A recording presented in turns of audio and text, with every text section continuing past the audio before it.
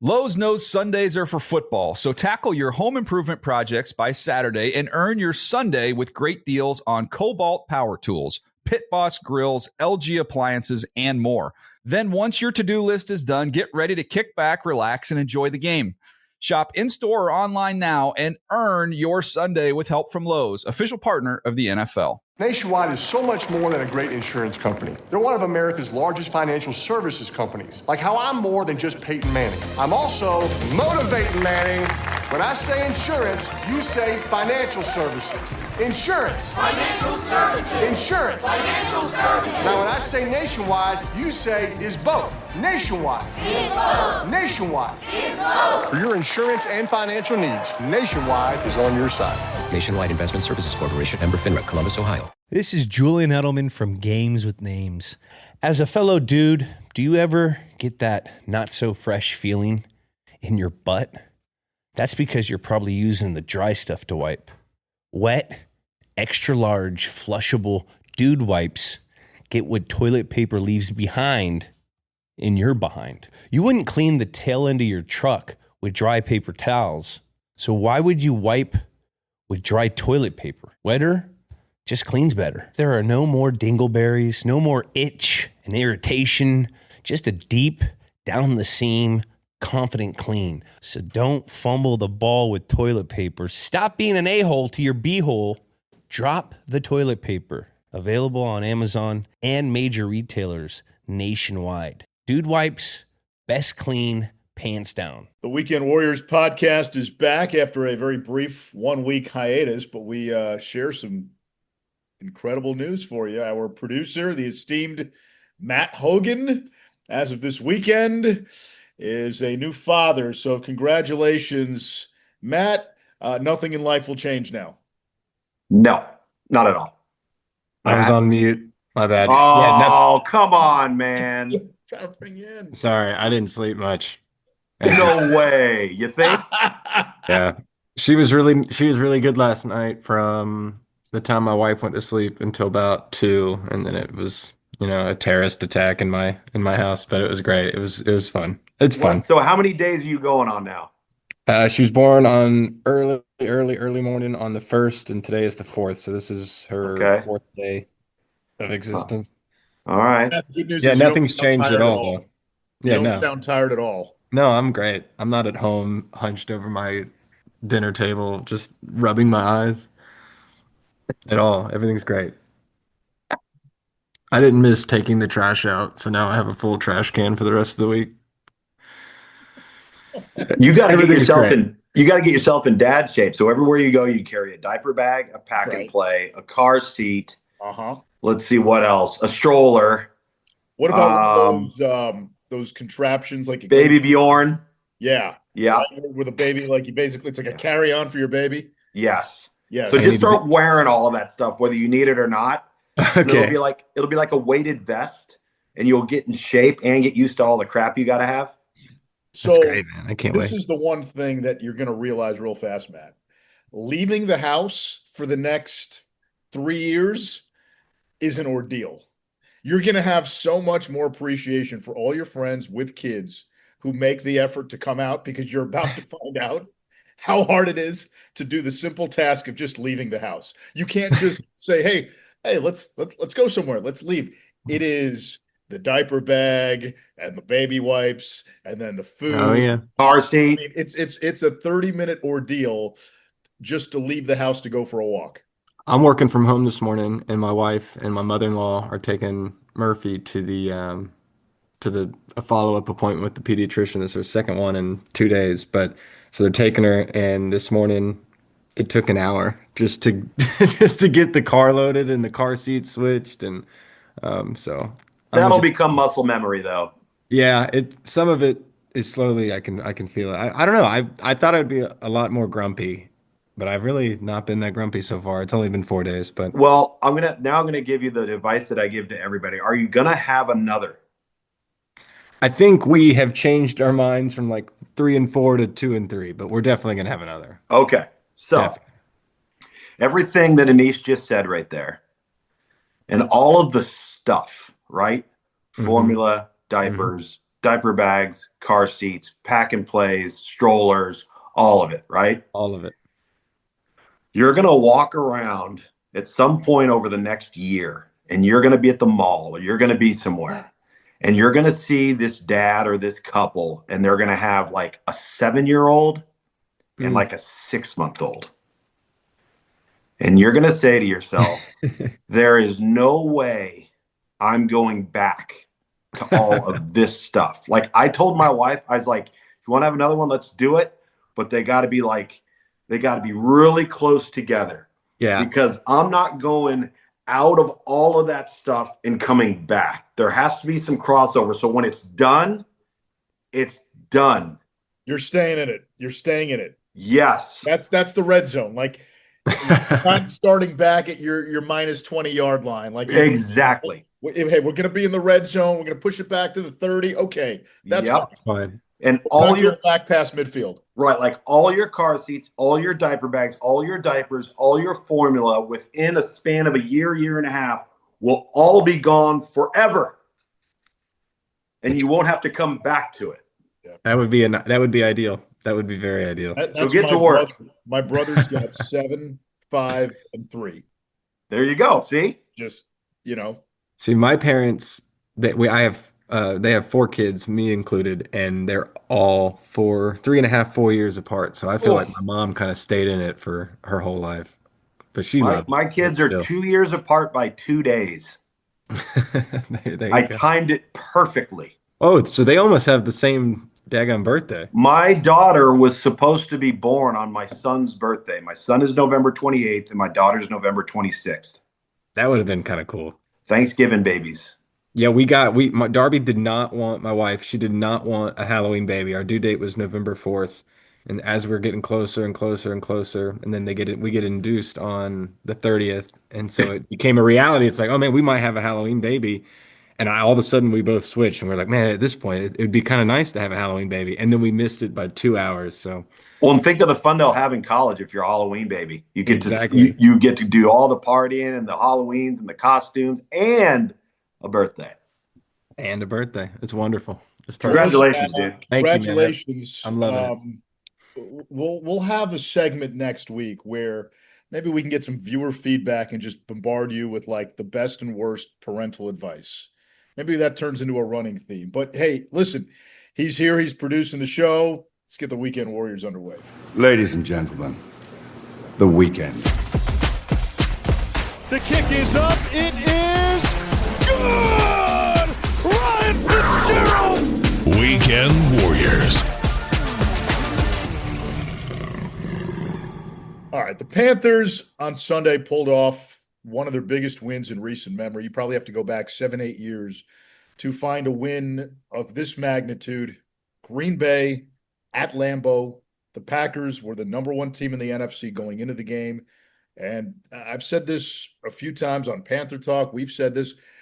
Again, this was not a perfect game by the Panthers, yet they won. And you wonder where the subtleties come in football. One subtlety came up right away. There was a swirling wind at Green Bay. And on the very opening coin toss, the Panthers win the toss, and Bryce Young, without blinking, goes, "We want the ball." The decision came from the sideline. Tracy Smith, the special teams coach, had mentioned to Dave Canales, hey, if we're in this thing, it might be beneficial to have the wind at our backs in the quarter. Let's take the ball now.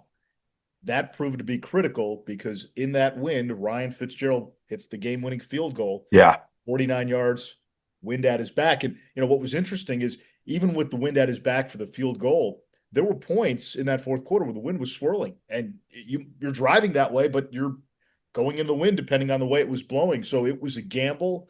It paid off. I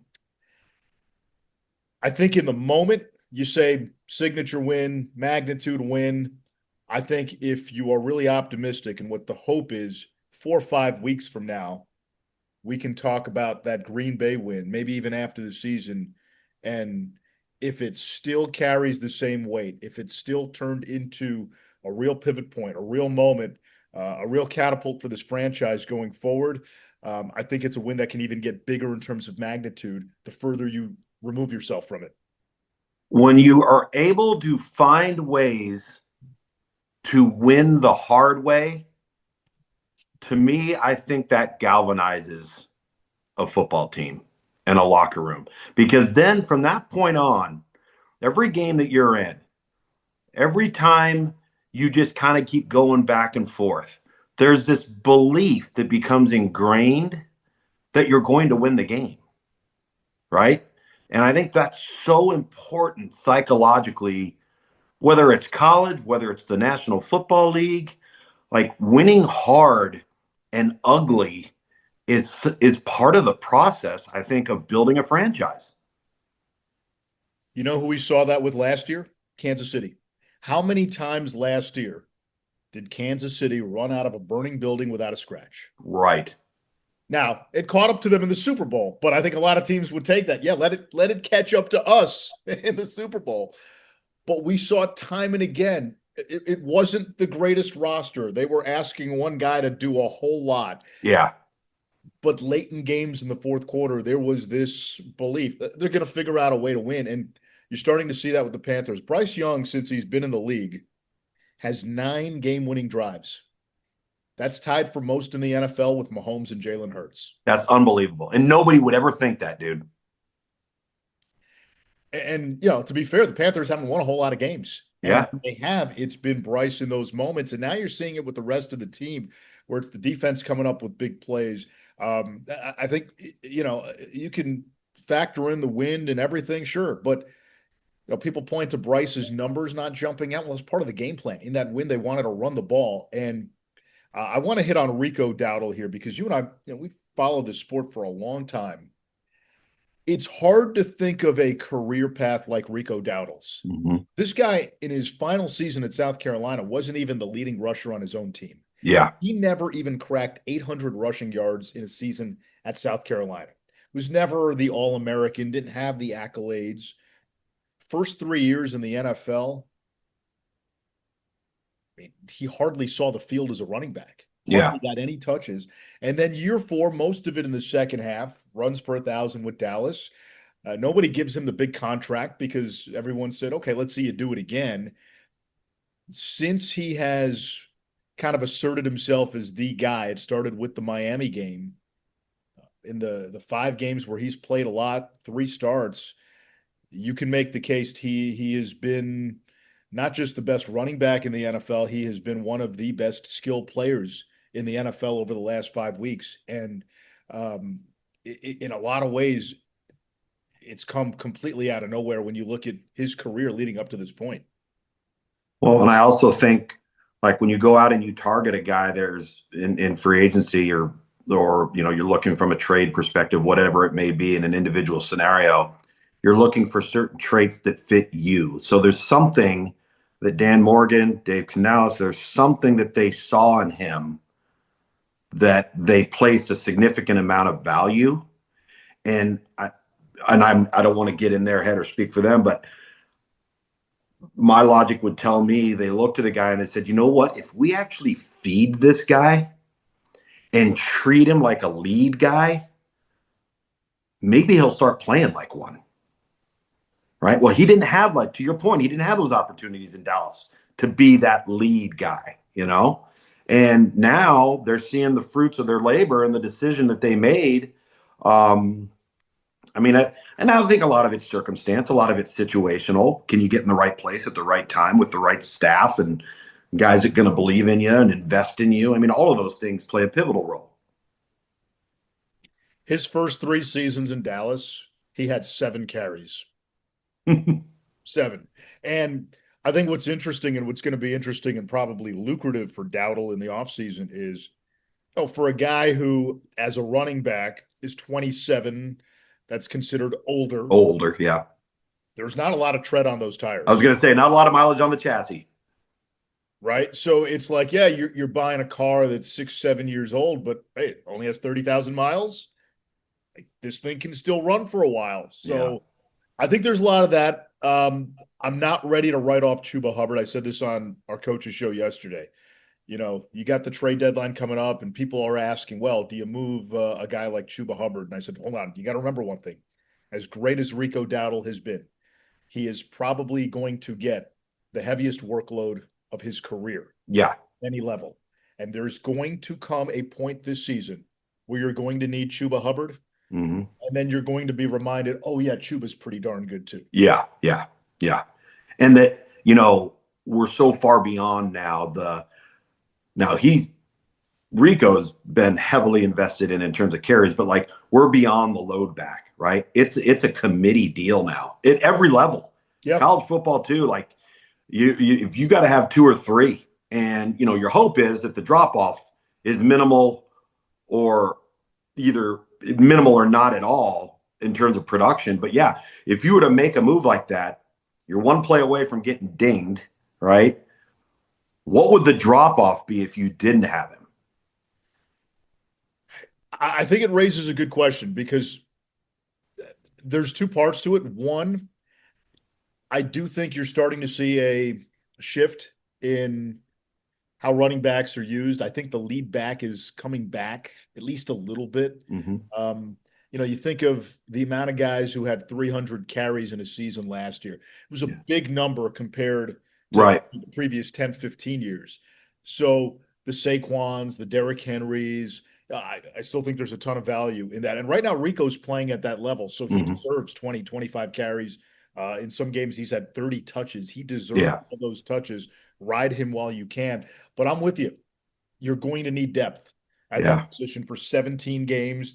The Panthers are very much now in the meat of their schedule. The soft underbelly was the first 7 games. They split with Buffalo and Green Bay. There's an opportunity here, but you still have San Francisco. You still have the Rams. You still have Seattle. You still have Tampa. You have Tampa twice, in fact. So, it's interesting you mentioned some of those load carriers, Saquon and this and that. And I think we've talked about this here on Weekend Warriors before, how the league is now coming full circle, right? You had everybody started going spread, moving horizontal, getting guys in space. So what happened on defense? You had to get smaller, you had to get faster. And now you're seeing the Baltimores, the Philadelphias, those teams are now lining up and they're using the defense against them. They're using their body types against them. So what's going to be curious for me is how do teams start defending Carolina? Do they start loading up the box and presenting more one-on-one passing game opportunities that they say, okay, we're not going to let Rico beat us. Let's see if you can beat us one-on-one and if your quarterback can put the ball where it's got to be and do it on time. Now, at some point or another, those defenses down the stretch are going to have to start making that decision. In some ways, they already have. And what's been impressive is the Panthers are still finding ways to run the football. And I think the most impressive part of the entire rushing attack has been they're doing it with a bandaged offensive line. Mm-hmm. So against Buffalo, Damian Lewis didn't play. But Cade Mays, who had been the starting center, he took over for Austin Corbett. He would have stayed at center even when Corbett came back. Mays gets hurt, doesn't play this past week against Green Bay. So Corbett steps back in. Robert Hunt, who was your starting right guard, who was a Pro Bowler last year, probably out for the season with a torn bicep. Chandler Zavala then steps in. He gets hurt. He goes on IR. Brady Christensen steps in, had done a really nice job until he tears his Achilles last week. So now Zavala, fresh off of IR, steps back in at right guard. He gets hurt on the first series. So Jake Curhan, who was picked up off of the Arizona practice squad at the beginning of October, fills in admirably at right guard. Yash Nyman starts at right tackle with Taylor Moton injured. So you've had a offensive line. It's an infirmary ward.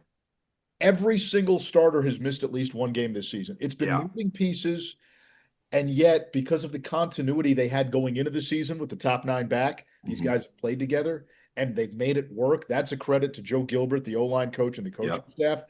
But that's the amazing part. Rico and this rush game have been so successful despite an offensive line that's just – kind of been one of those puzzles where you move. It's like a Rubik's Cube. You get one side and then the other one. It's all different colors. But I'm with you. I think at some point teams are going to challenge the run game. We actually saw that the second half of last year. Okay, we're going to sell out against the run. And you know what? Bryce had some of his better games when teams. He did. Yeah. And that's coming again.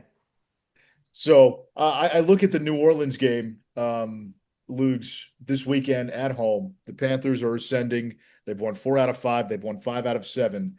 Saints come in as probably one of the 2 or 3 worst teams in the NFL. To me, this is a statement game for Carolina. You know the old adage when we talk to coaches and they're playing an opponent that they know they're better than, and they use words like, it's not about them, it's about us, which is code for if we don't shoot ourselves in the foot, we win this game going away. Absolutely.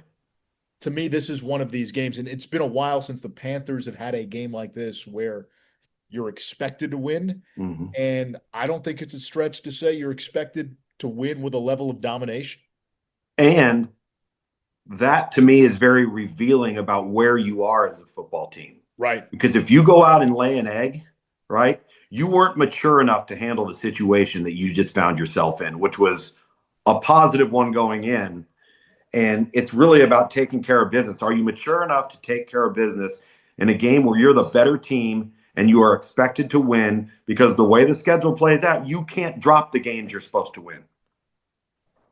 And if they get to 6-4, then they go on the road against a reeling Atlanta, a chance to get to 7-4, while Tampa, who's in first place, is looking down the barrel of New England, Buffalo, and the LA Rams. Yeah.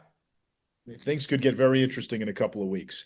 Things will get very interesting tonight in college football because we get our first college football playoff rankings. And to me, it's not so much about, who's 1, who's 2, who's 10, who's 12.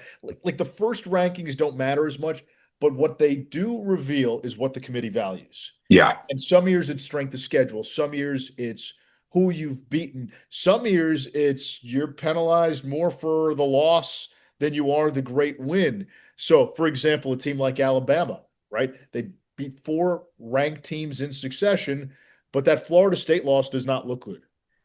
I think sometimes as fans, we say, well, they beat this ranked team in week 1 and week 2. None of that matters if the team's not ranked right now. Yeah. And I think that's the one thing that's interesting is, Oregon's win against Penn State at the time, right? That was oh my goodness, big win, huge carrot. Well, then Penn State went into the you-know-what. Right. That win doesn't matter as much. So in the fans' eye, well, they beat a top 10, top 5 Penn State team. Yeah, no, not in the committee's eye. It's no longer a win of that caliber. So I think number one, I think it's going to come down to either Ohio State or Indiana, right? To me, I think one of those teams are going to be number one. But A&M doesn't have a loss yet. But when you look at Texas A&M, for example, they've only beat 2 teams with a winning record. Right. What's their best win? They beat Notre Dame, which is a good win, and then huge win. They beat LSU, which is sinking. They've got Missouri this coming weekend, but would it surprise you if a 1-loss Alabama was ahead of Texas A&M? Wouldn't surprise me. No, not at all. And I'll tell you why. Because from a schedule perspective in this first iteration, and we just hit on it with Texas A&M, Alabama won 4 straight games against ranked opponents without a bye week. It's never been done before in college football. That's going to carry some weight. Now, when we say that, and I think this is very interesting, is we're saying that the committee is going to put some weight into the strength of record, strength of schedule, and they should. But then what are they going to do with BYU? Because up until this coming weekend, BYU hasn't played anybody. What are they going to do with Virginia? Right? Virginia has the easiest schedule in the ACC, has won 3 games in overtime, 4 games in the last minute of the game.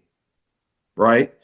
How are they going to view them? So it's interesting. Where will they pick and choose their spots to value schedule right now? Because remember, the month of November, Oklahoma's got a killer schedule. Okay. Texas has a killer schedule. All right. Alabama's schedule still is fairly meaty. There's a lot of games that I think are going to lend to that schedule and who have you played? Who did you beat? Where was the game at? That are going to carry more weight and credence 3 weeks from now than they carry in this first iteration. I think what's going to be potentially fascinating with the ACC bringing coastal chaos back and now applying it to its entire league without divisions. You've got Virginia right now sitting in first place in the ACC. What's fascinating is they have a loss to NC State in a non-conference game. Right. 1 loss. But their remaining schedule, there's no win that really helps them No. in terms of the playoff committee.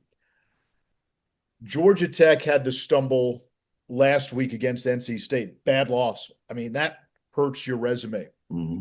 So if you somehow have a 2-loss ACC champion, there is a good chance that team falls out of the top 12. But power conference champion, 2-loss, you're still going to get in as your conference champion. That's correct, guaranteed. But let's say you have an ACC champion that is out of the top 12. There's a good chance the group of 5 champion who gets an AQ to the playoff is out of the top 12. Mm-hmm. All right. Now, if you're in that group 9, 10, 11, 12, you start sweating some beads, because if there's some movement there, and let's say you drop below 10, right? Mm-hmm. 11 in that scenario, you don't get in. You don't get in. It's Alabama last year at 9-3. Because guess who got in? The ACC champion Clemson, who was 9-3, but they were the conference champ, and that pushed Alabama out. The thing that's interesting, you bring up the ACC, is in one weekend, they went from potentially getting at least 2, if not potentially 3 in, and in one weekend are now hoping to get 1, and that being the ACC champ. Right. And it all happened in one weekend. Are you buying Virginia? I think sooner or later it's going to catch up with them. Maybe it won't, and maybe they're having one of those years. You know who did this, and I'm not saying they're going to run through the playoff and play for a national championship. TCU did this exact same thing in 2022. They did. Every single overtime game, every single one-possession game, they won all of them.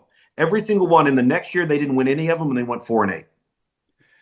Well, it caught up to them in the championship game. Oh, by the way, Georgia just scored again. Yeah. Well, it's interesting, too, because you say, are you buying Virginia? Well, what about Louisville right now?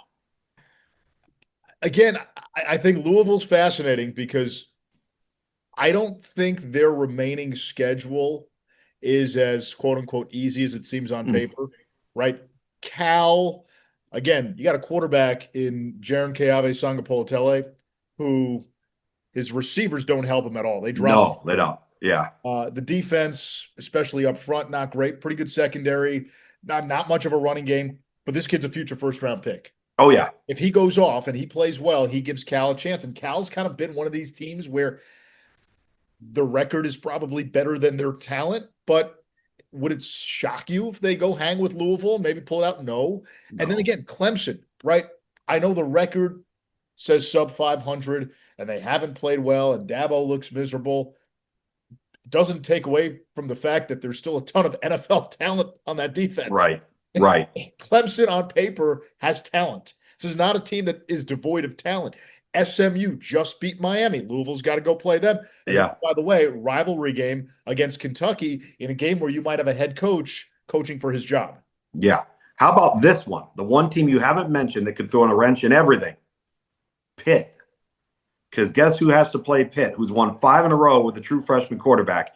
Georgia Tech and Miami still have to play Pitt. And in the ACC, the problem with their tiebreaker scenarios is Virginia, Georgia Tech, and Miami don't play each other. And that throws a lot of mud in the water. Yeah, it is a garbled mess. How about Duke? ACC, the one team that I think is just confounding to me because I think they have legitimate national championship talent is Miami. Yeah. Oh, yeah. What we've seen here with the 2 losses, the way they lost to Louisville, all the interceptions, and then to lose to SMU, especially after last year ended. Remember how last year ended? Miami was a lock for the college football playoff. Yep. They had a 3-score lead at halftime at Syracuse. Mm-hmm. And they go and blow the game. Yeah. This pattern is just starting to manifest itself too many times for Miami. This team is too good. This is not a flawed Miami team. They have, I think, the type of talent that it takes to go out and win a national championship. Here's their problem. And number 1, Mario Cristobal is 4-11 in the month of November. Okay, that's number 1. Number 2, there's only one team in the entire conference that has more penalties than they do, and it's Pitt. Nobody has more offensive penalties than Miami. Okay. They are the most self-inflicted, beat yourself talented team in college football. And you're right. They have national title talent. And part of me wonders,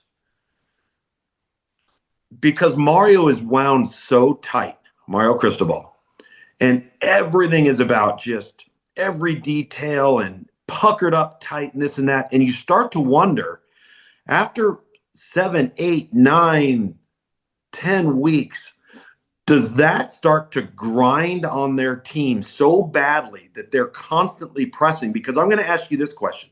Does Miami look like they're having any fun? Does Mario ever look like he's enjoying this football team, that he's enjoying the moment? They look miserable. It's a fair question. I think it's a really fair question. And it's funny you bring that up, because my mind went to a conversation I had with Ron Rivera a few weeks ago. Ron Rivera, former Panthers head coach, is now the general manager Right. of Cal Bears football.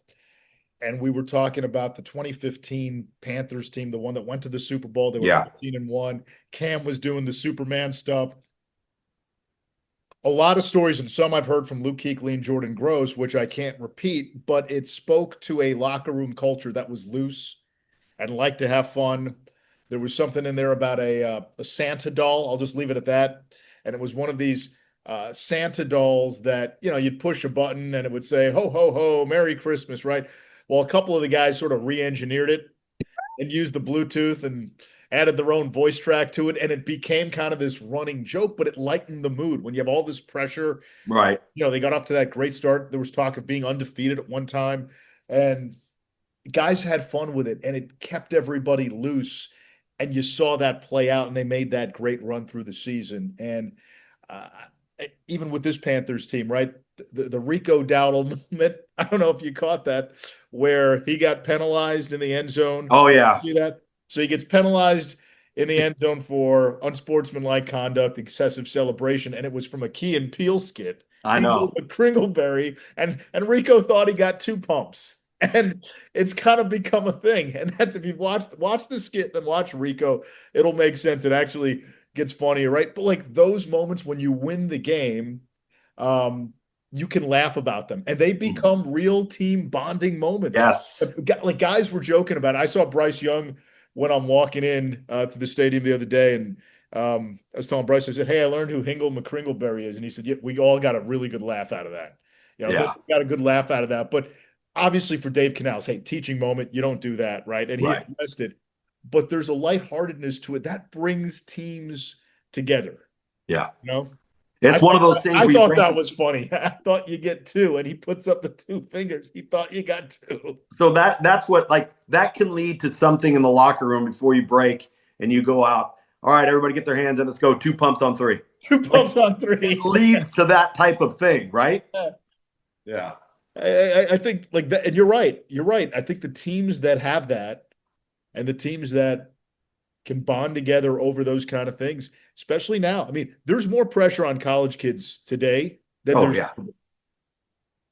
Totally. So I'm curious. We'll react to the rankings next week. We'll react to what we think is going to happen, and hopefully another win against the Saints. And then let's bring some marital advice for navigating Babyland for Matt Hogan as well. Yes. Marital and parental.